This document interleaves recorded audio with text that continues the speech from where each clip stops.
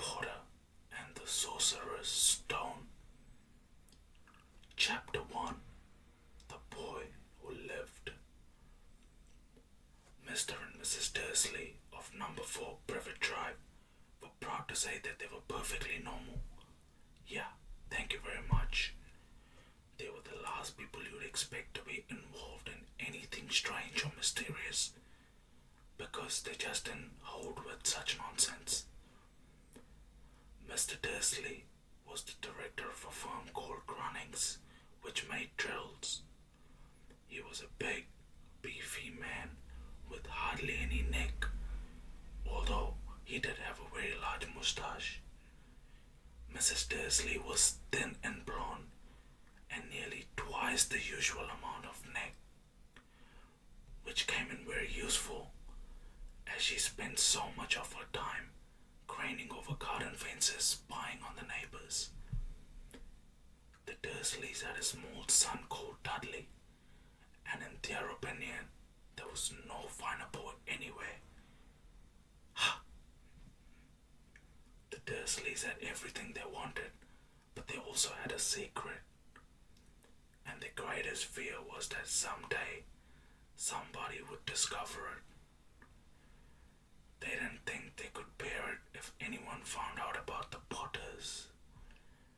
Mrs. Potter was Mrs. Dursley's sister, but they hadn't met for several years.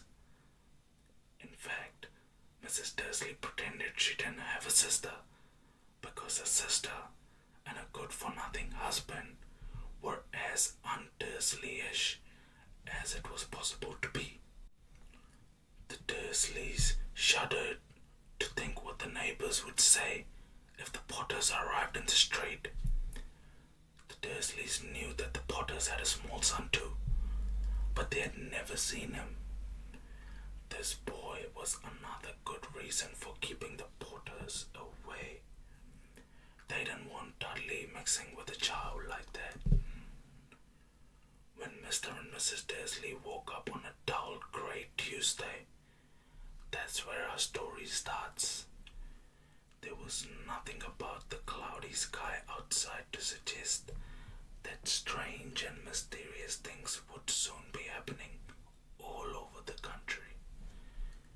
Mr. Dursley hummed as he picked out his boring tie for work, and Mrs. Dursley, as usual, gossiped away happily as she wrestled a screaming Dudley into his high chair. None of them noticed a large, tawny owl flutter past the window. At 8:30, Mr. Dursley picked up his briefcase, pecked Mrs. Dursley on the cheek, and tried to kiss Dudley goodbye, but missed, because Dudley was now having a tantrum and throwing his cereal at the walls. Little Tyke shottled Mr. Dursley as he left the house. He got into his car and backed out of number 4's drive. It was on the corner of the street that he noticed the first sign of something peculiar. A cat reading a map. For a second, Mr. Dursley didn't realize what he had seen. Then he jerked his head around to look again. There was a tabby cat standing on the corner of Privet Drive, but there wasn't a map inside. What could he have been thinking of? It must have been a trick of the light. Mr. Dursley blinked and stared at the cat. It stared back. As Mr. Dursley drove around the corner and up the road, he watched the cat in his mirror. It was now reading the sign that said Privet Drive. No looking at the sign. Cats couldn't read maps or signs. Mr. Dursley gave himself a little shake and put the cat out of his mind. As he drove toward town, he thought of nothing except a large order of drills he was hoping to get that day. But on the edge of town, drills were driven out of his mind by something else. As he sat in the usual morning traffic jam, he couldn't help noticing that there seemed to be a lot of strangely dressed people about. People in cloaks. Mr. Dursley couldn't bear people who dressed in funny clothes. The get-ups you saw on young people, he didn't like that. He supposed this was stupid new fashion. He drummed his fingers on the steering wheel and his eyes fell on a huddle of these weirdos standing quite close by. They were whispering excitedly together. Mr. Dursley was enraged to see that a couple of them weren't young at all. Why? That man had to be older than he was and wearing an emerald green cloak. The nerve of him. But then it struck Mr. Dursley that this was probably some silly stunt, that these people were obviously collecting for something. Yes, that would be it. The traffic moved on, and a few minutes later, Mr. Dursley arrived in the Grunnings parking lot, his mind back on the drills. Mr. Dursley always sat with his back to the window in his office. On the 9th floor. If he hadn't, he might have found it harder to concentrate on drills that morning. He didn't see the owls swooping past in broad daylight, though people down in the street did. They pointed and gazed open-mouthed as owl after owl sped overhead. Most of them have never seen an owl even at night time. Mr. Dursley, however, had a perfectly normal owl-free morning. He yelled at 5 different people. He made several important telephone calls and shouted at a bit more. He was in a very good mood until lunchtime, when he thought he'd stretch his legs and walk across the road to buy himself a bun from the bakery. He'd forgotten all about the people in cloaks until he passed a group of them next to the bakery. He eyed them angrily as he passed. He didn't know why, but they made him uneasy. This bunch were whispering excitedly too, and he couldn't see a single collecting tin. It was on his way back past them, clutching a large donut in a bag, that he caught a few words of what they were saying. The Potters. That's right. That's what I heard. Yes, their son, Harry. Mr. Dursley stopped dead. Fear flooded him. He looked back at the whisperers as if he wanted to say something to them, but thought better of it. He dashed back across the road, hurried up to his office, snapped at his secretary not to disturb him, seized his telephone, and had almost finished dialing his home number when he changed his mind. He put the receiver back down and stroked his mustache, thinking, no, he was being stupid. Potter wasn't such an unusual name. He was sure there were lots of people called Potter who had a son called Harry. Come to think of it, he wasn't even sure his nephew was called Harry. He'd never even seen the boy. It might have been Herr Harvey or Harold. He didn't know.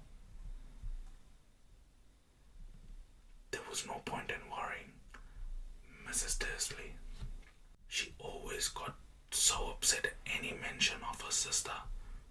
He didn't blame her. If he'd had a sister like that, but all the same. Those people in cloaks.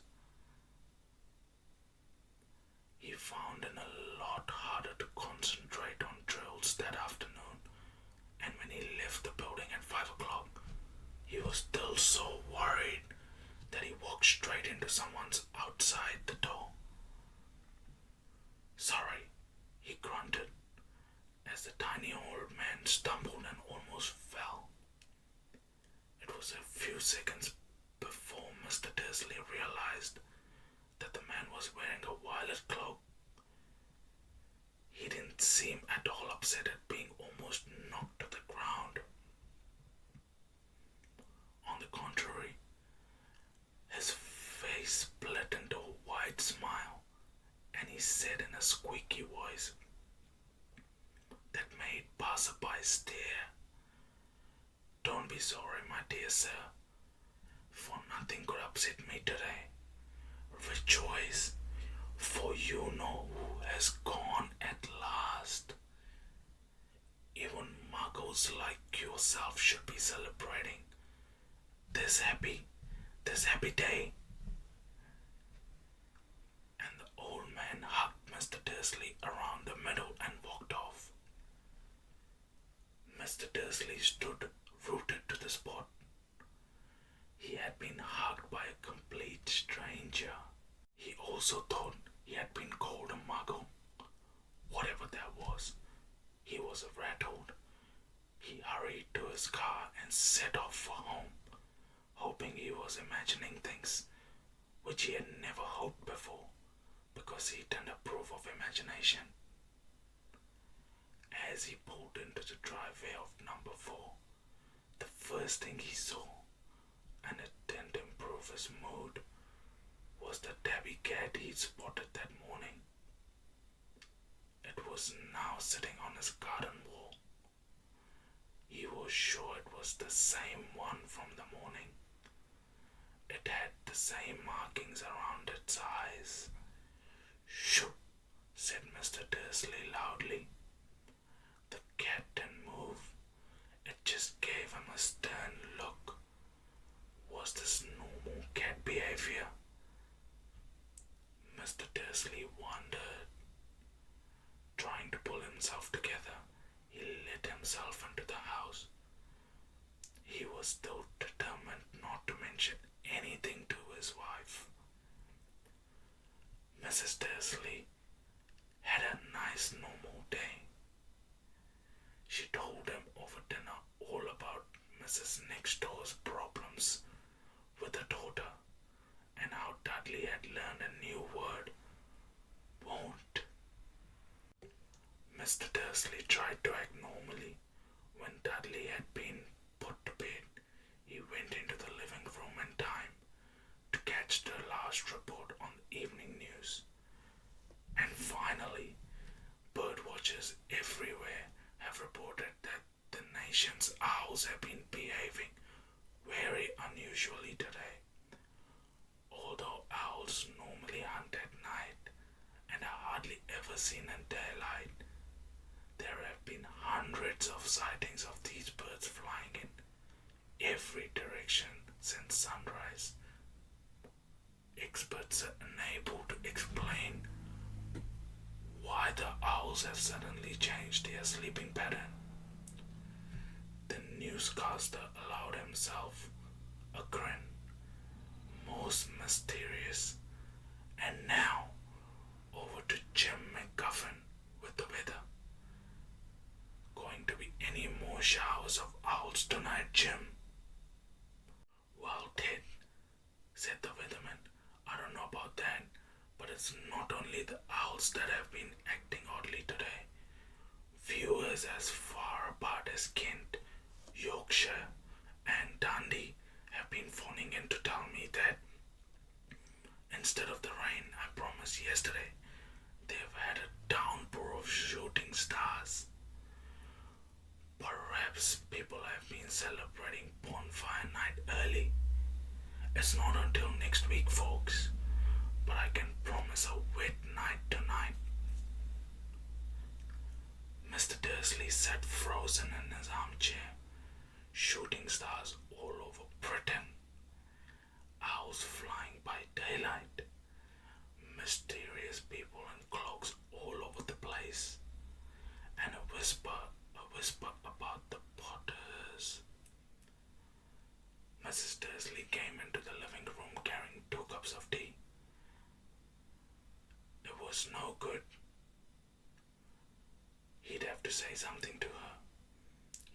his throat nervously.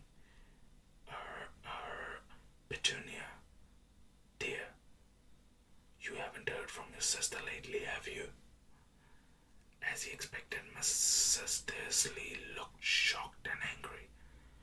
After all, they normally pretended she didn't have a sister.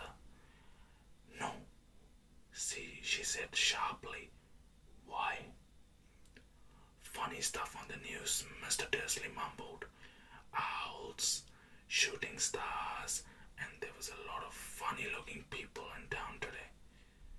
So, snapped Mrs. Dursley. Well, I just thought maybe it was something to do with, her crowd. Mrs. Dursley sipped her tea through pursed lips. Mr. Dursley wondered whether he dared tell her he'd heard the name Potter. He decided he didn't dare.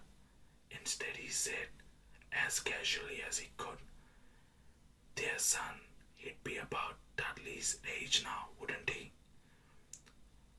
"I suppose so," said Mrs. Dursley stiffly. "What's his name again? Howard, isn't it?" "Harry. Nasty common name if you ask me." "Oh yes," said Mr. Dursley, his heart sinking horribly. "Yes, I quite agree." He didn't say another word on the subject as they went upstairs to bed. While Mrs. Dursley was in the bathroom, Mr. Dursley crept to the bedroom window and peered down into the front garden. The cat was still there. It was staring down Privet Drive as though it were waiting for something. Was he imagining things? Could all this have anything to do with the Potters?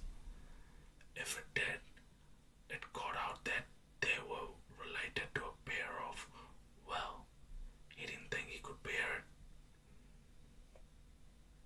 The Dursleys got into bed. Mrs. Dursley fell asleep quickly, but Mr. Dursley lay awake, turning it all over in his mind.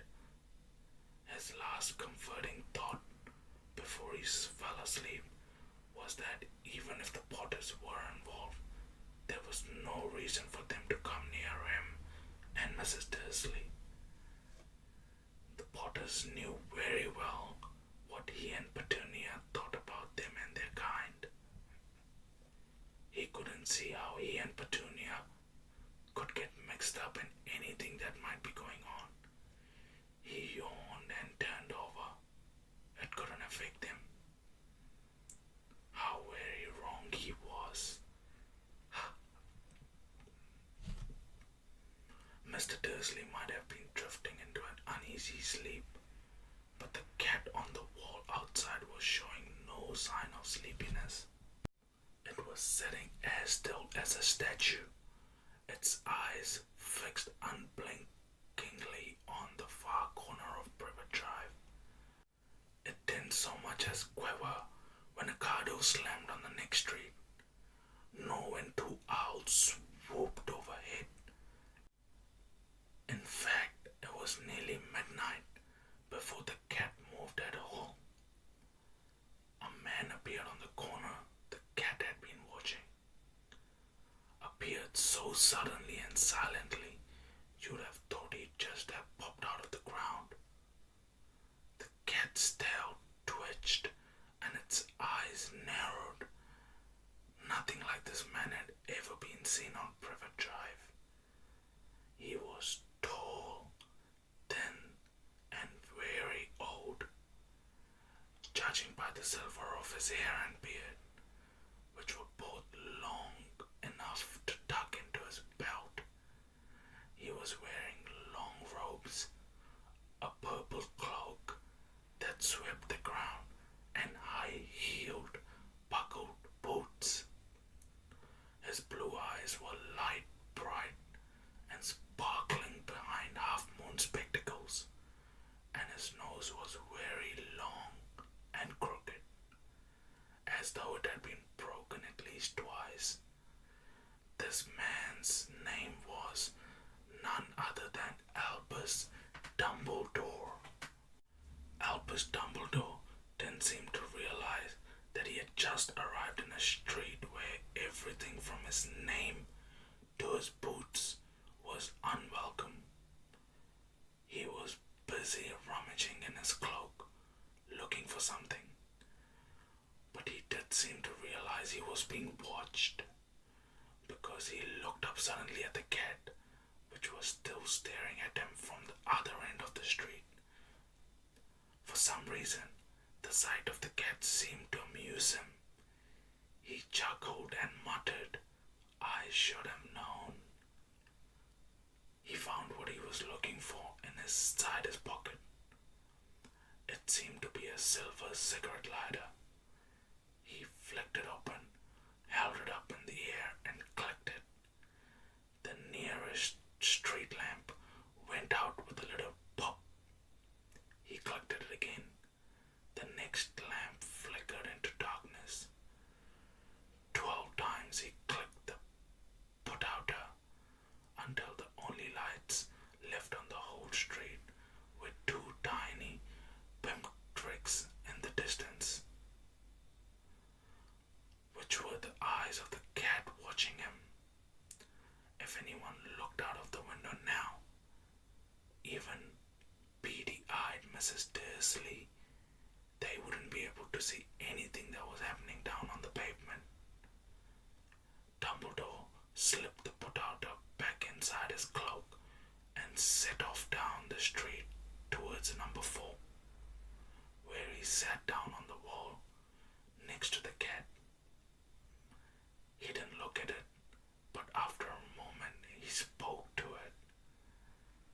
"Fancy seeing you here, Professor McGonagall." He turned to smile at the tabby, but it had gone.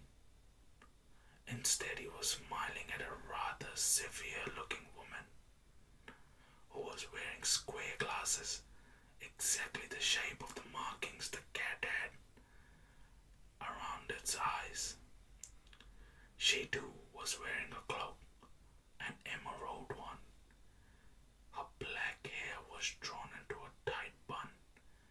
She looked distinctly ruffled. "How did you know it was me?" she asked. "My dear Professor, I've never seen a cat sit so stiffly." "You'd be stiff if you'd been sitting on a brick wall all day," said Professor McGonagall. "All day?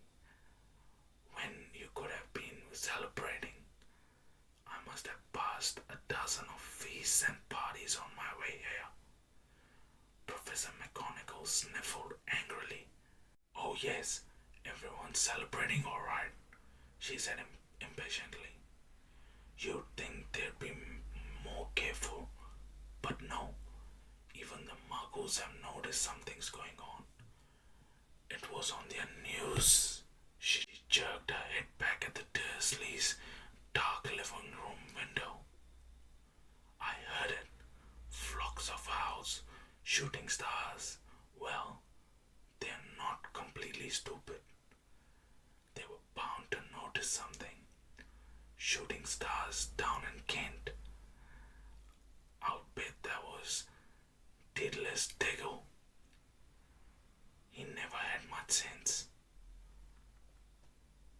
"You can't blame them," said Dumbledore gently. "We've had precious little to celebrate for 11 years. "I know that," said Professor McGonagall irritably. "But that's no reason to lose our heads.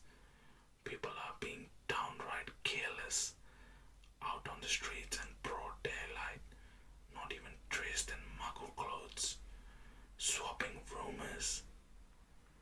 She threw a sharp sideways glance at Dumbledore here, as though hoping he was going to tell her something, but he didn't. So she went on. "A fine thing it would be if, on the very day you know who seems to have disappeared at last, the muggles found out about us all. I suppose he really has gone, Dumbledore. It certainly seems so, said Dumbledore. We have much to be thankful for. Would you care for a lemon drop? A what? A lemon drop. They are a kind of muggle sweet I'm rather fond of. No, thank you, said Professor McGonagall coldly, as though she didn't think this was the moment for lemon drops. As I say, even you know who has gone. My dear Professor, surely a sensible person like yourself can call him by his name. All this you know who nonsense for 11 years. I've been trying to persuade people to call him by his proper name, Voldemort. Professor McGonagall flinched, but Dumbledore, who was unsticking two lemon drop, seemed to not notice. It all gets so confusing if we keep saying, you know who. I've never seen any reason to be frightened of saying Voldemort's name.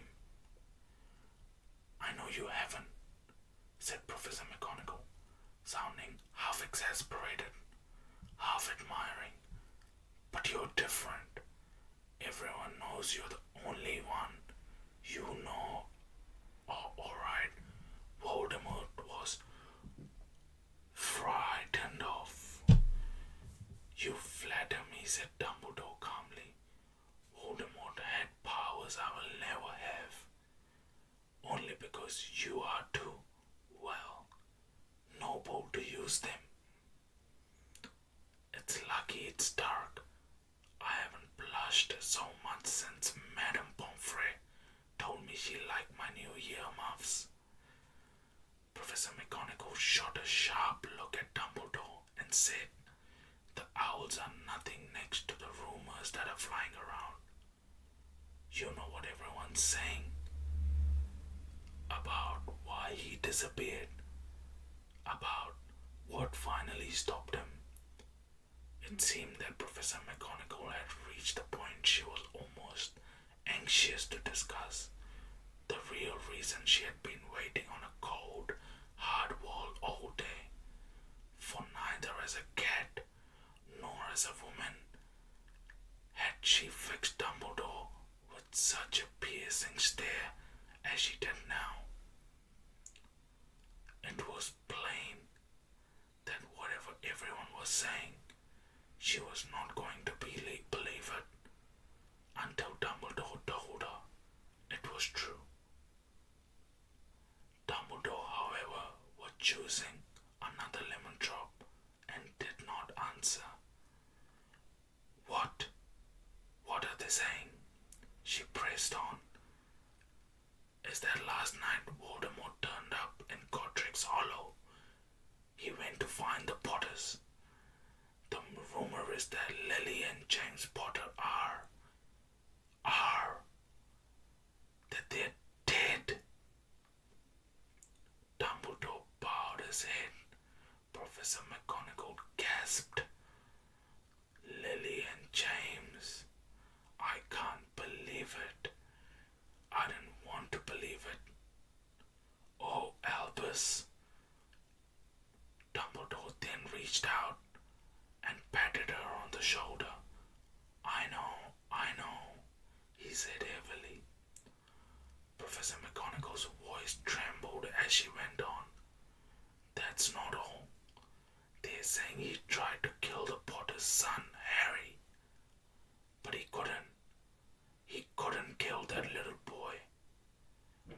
No one knows why or how. But they're saying when he couldn't kill Harry Potter, Voldemort's power somehow broke, and that's why he's gone. Dumbledore nodded calmly. It's true, faltered Professor McGonagall. After all he's done, all the people he's killed, he couldn't kill a little boy. It's just astounding. Of all the things to stop him. But how in the name of heaven did Harry survive? We can only guess, said Dumbledore.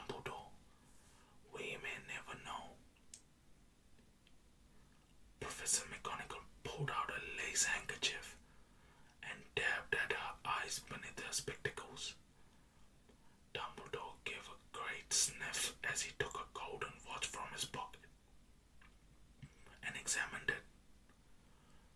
It was a very odd watch. It had 12 hands but no numbers.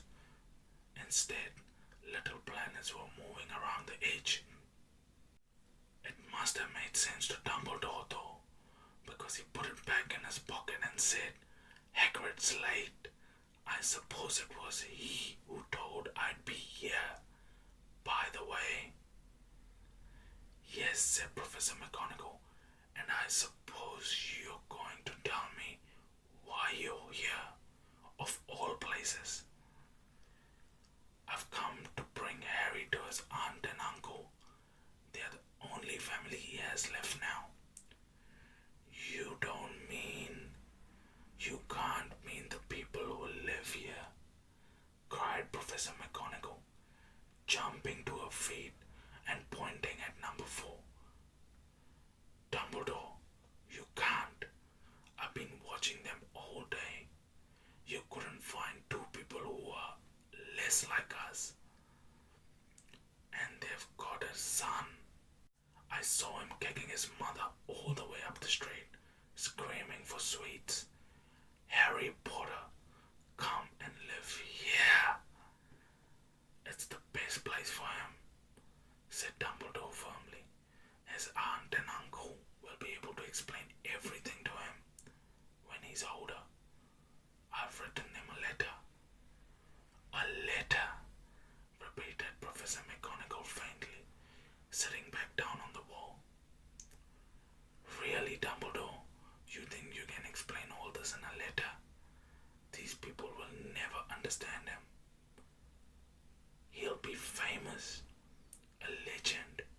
I wouldn't be surprised if today was known as Harry Potter Day in the future. There will be books written about Harry. Every child in our world will know his name." "Exactly," said Mr. Dumbledore, looking very seriously over the top of his half-moon glasses. "It would be enough to turn any boy's head. Famous before he can walk and talk. Famous for something he won't even remember. Can't you see how much better off he'll be growing up away from all that until he's ready to take it?" Professor McGonagall opened her mouth, changed her mind, swallowed, and then said, "Yes, yes, you are right. Of course.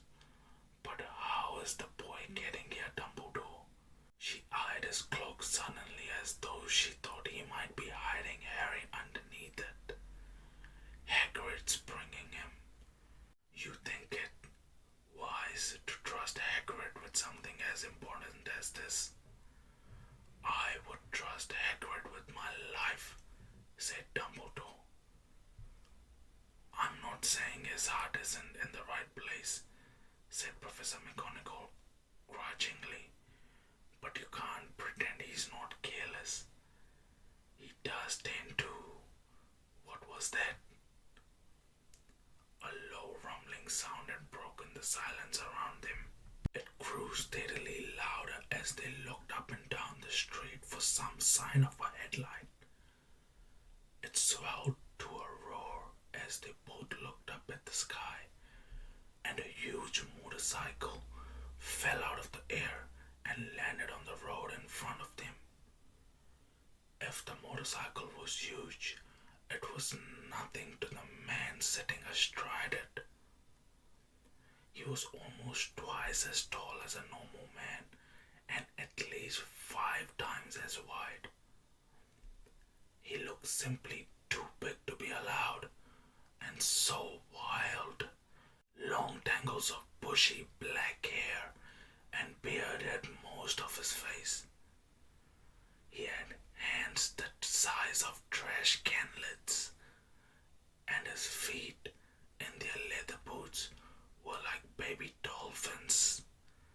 In his vast muscular arms he was holding a bundle of blankets. "Hagrid," said Dumbledore. fast. And where did you get that motorcycle? Borrowed it, Professor Dumbledore, said the giant, climbing carefully off the motorcycle as he spoke. Young Sirius Black lent it to me. I've got him, sir. No problems, were there? No, sir. House was almost destroyed, but I got him out all right before the muggles started swarming around. He fell asleep as we were flying over Bristol. Dumbledore and Professor McGonagall bent forward over the bundle of blankets. Inside, just visible, was a cute little baby boy, fast asleep. Under a tuft of jet black hair over his forehead, they could see a curiously shaped cut, like a bolt of lightning. Is that where? Whispered Professor McGonagall. Yes, said Dumbledore. He'll have that scar forever. Couldn't you do something about it, Dumbledore?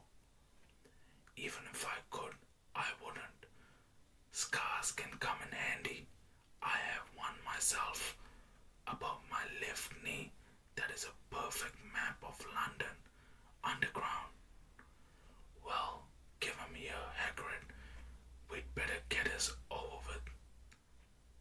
Dumbledore took Harry in his arms and turned towards the Dursleys' house. Could I say goodbye to him, sir? Asked Hagrid.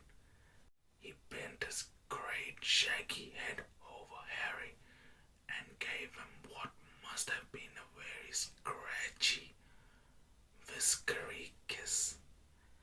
Then suddenly Hagrid let out a howl like a wounded dog.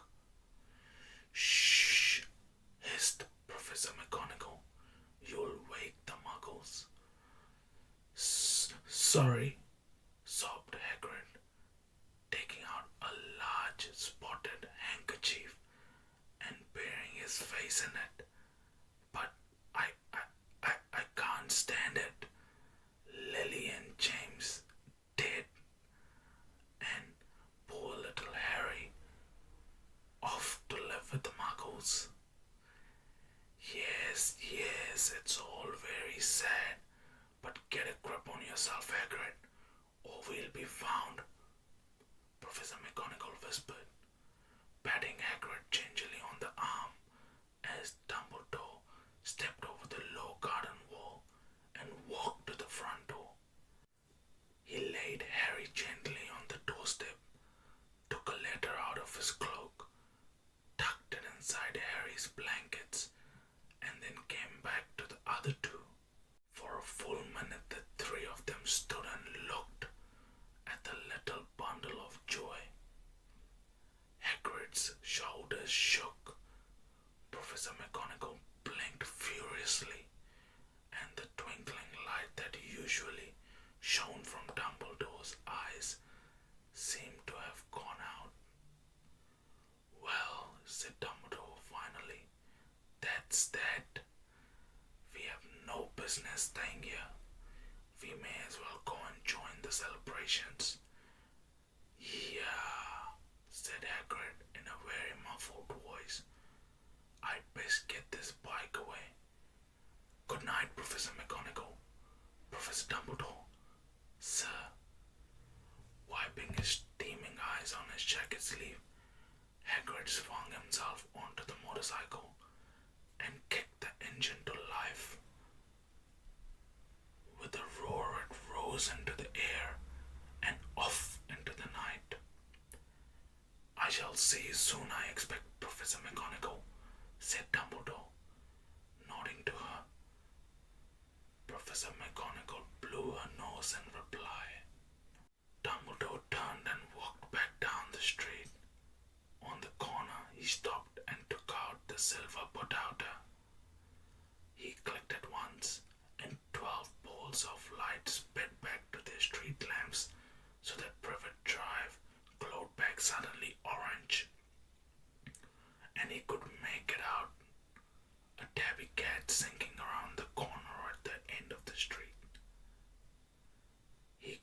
see the bundle of blankets on the step of number 4. Good luck, Harry, he murmured. He turned on his heel, and with a swish of his cloak he was gone. A breeze ruffled the neat edges of Privet Drive, which lay silent and tidy under the inky sky, the very last place you could expect astonishing things to happen. Harry Potter rolled over inside his blankets without waking up. One small hand closed on the letter beside him, and he kept sleeping, not knowing he was special, not knowing he was famous, not knowing he would be woken in a few hours' time by Mrs. Dursley's scream as she opened the front door to put out the milk bottles, nor that he would spend the next few weeks being prodded and pinched by his cousin Dudley. He couldn't know that at this very moment, people meeting in secret all over the country were holding up their glasses and saying in hushed voices, "To Harry Potter,